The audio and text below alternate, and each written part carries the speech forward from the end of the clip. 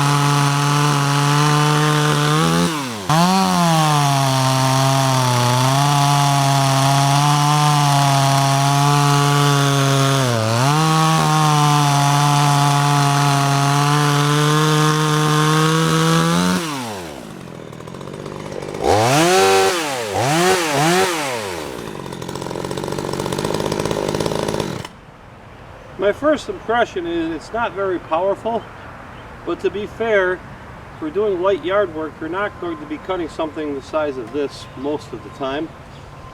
So I think probably in everyday use in urban setting, it probably would be fine.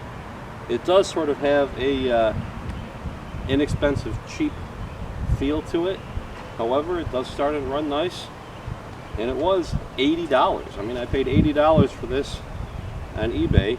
It was originally, I think, $109. I offered $80, so I ended up buying it for $80 plus shipping. So that's not too bad. It's not the sharpest thing in the world right off the bat, but for light yard work around the house, yeah, I could see this being an okay saw. Is it a Stihl? No. Is it an Echo? No. But those saws will cost you $500 more than this. So if you're on a tight budget and you need a yard saw, hey, chainsaw, $2,500 is the saw for you.